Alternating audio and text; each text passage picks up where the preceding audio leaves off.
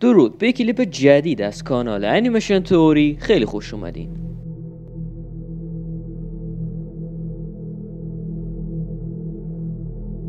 دوباره برگشتیم با بررسی چندین تئوری در مورد دیزنی. البته این بار قرار نیست تئوری انیمیشن بررسی کنیم. توی این ویدیو میخوام رازهای بزرگ و جنایت‌هایی که توی دیزنی لند به طور عجیب و مرموز اتفاق افتاده رو با هم بررسی کنیم. اسم دیزنی لند که میاد همه یاد جایی میافتن که پر از وسایل بازی مهیج و هیجان انگیزه. این مکان شگفت انگیز از دل کارتون‌های کمپانی دیزنی بیرون اومده. وقتی که این مکان رو ببینید شاید حتی فکرش هم نکنین که چه اتفاقات عجیب و غریبی اتفاق افتاده. در ادامه ویدیو قصد داریم این اتفاقها رو از اول تا الان براتون توضیح بدیم. پس بد نیست قبلش کانال ما رو سابسکرایب کنید، به اون زنگوله کنارش هم بزنید تا به محض اینکه ما ویدیوی جدیدی گذاشتیم خیلی سریع با خبر شین. خانه موشهای دیزنی لند که تا مدت‌های طولانی درگیر شایعات مختلفی مثل گم شدن کودکان داخل اون بود همیشه مطرح میشد. ولی خب بیشک این داستانا شایعه‌هایی بودن که بالاخره باعث شدن تا مدت زیادی این بخش از دیزنی لند بسته بشه. بعضی از والدین ادعا کردن که بچه‌هاشون توی اون مکان‌ها نوشته‌های تهدیدآمیزی که انگار با خون نوشته شده بود دیدن، ولی خب مدارک زیادی نبود که بتونه صاحبان دیزنی لند رو دادگاهی کنه. دیزنی لند کلکسیونی بزرگ از اتهامات مشکوکه، فسادهای مالی و حتی انحرافات جنسی و اخلاقی رو داره که اینجا جاش نیست در موردش حرف بزنیم. بهتر بریم سراغ اتفاقایی که با مدرک و شاهدان عینی اتفاق افتاده.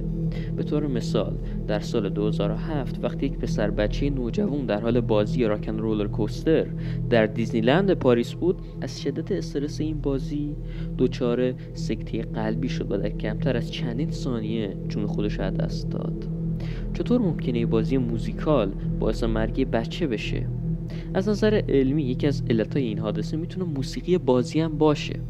حرف موسیقی بازی شد بد نیست. این موردم بهتون بگم که در سال 1981 یک شرکت مرموز به نام سینسلوشن بازی رو منتشر کرد که باعث خودکشی میشد.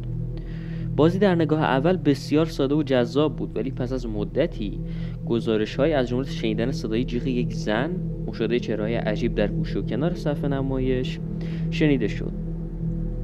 دوچار شدن بازیکنان به کابوس‌های شبانه، حالت تهوع، سردرد، فراموشی و حتی خودکشی دریافت شد.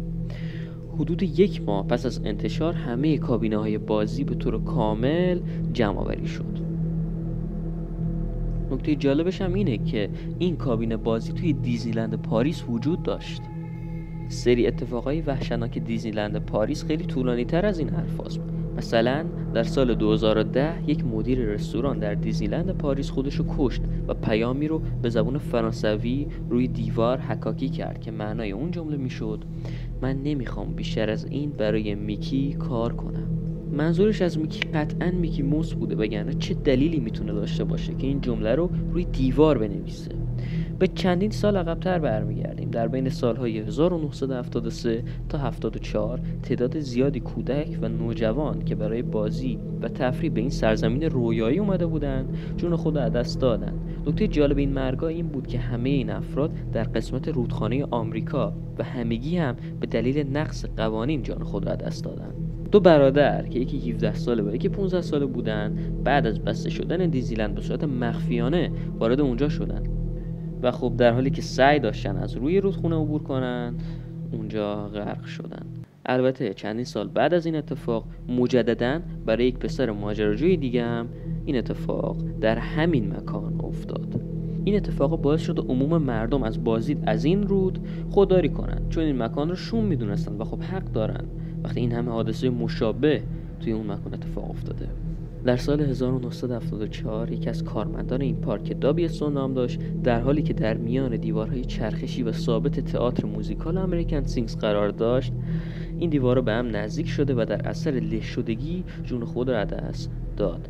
در سال 1984 دالیانگ جوانم در حالی که در حال بازی در قسمت مترهورن بابسلدز در حالی که کمربند ایمنیش در عین ناباوری باز شد به زیر خط آهن افتاد و بر اثر برخورد با یک ماشین بازی در حال حرکت جون خودش از دست داد. شاید باورتون نشه اما بعد از گذشت سالها هم هنوز این سوال مطرحه که این کمربند چرا باز شد. مگه این تجهیزات مورد بررسی قرار نمیگیرن؟